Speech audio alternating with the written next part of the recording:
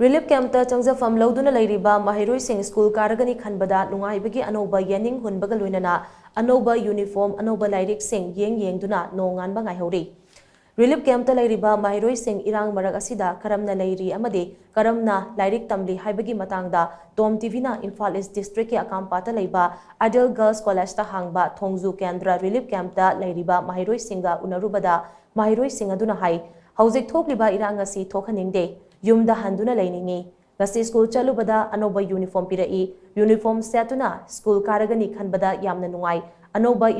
imanabi sing unaragani khanbada yamna nungai ba ma fawi haina awaba marakta yaning hunbagi paudam kaya Tom TV da thamlaki I school ka da yam harawe do anoba imanabi thinabado aduju nungai adu sidalai bodo yumju nunjangi uniform ju pire do hayeng degi phajana school ka ba horani kuina school ka da baga lan tawbaga amuka school ka bare am nungai mapawe irang thok pasina maram oidana khoi gi school chu ka dare adu ka larik su phajana tamande adu ga yum mai su thado adu na khoi sida le adu ga yam dadi nungai na le adu sida le besisu adum nungai adu warse yumda laining ba phawe yumda di irang tawdri kan dadi nungai na le adu sida irang tawbadagi school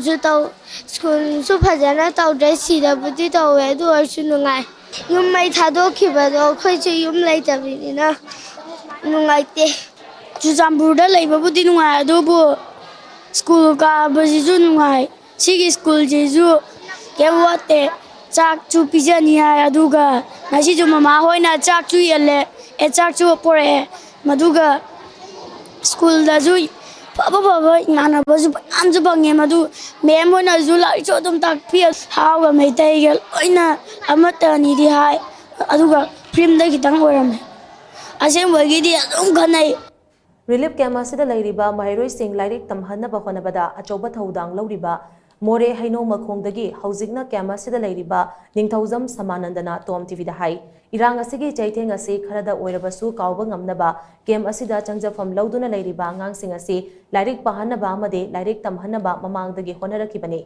masida camp asida leiriba singbo karida soikhigedage haiduna aikhoibu senabiriba Thongzu Kendra Relief Committee gi thomi singna mateng kya bangli masigidama committee asibu thagatli housing maki oina camp asida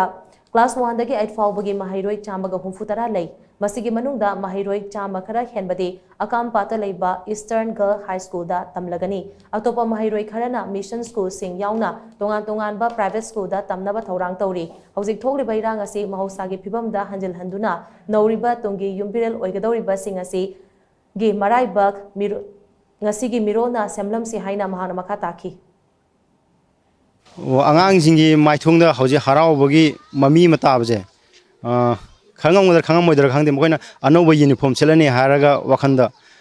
moina simasu filto anoba uniform serba phangani adu school ka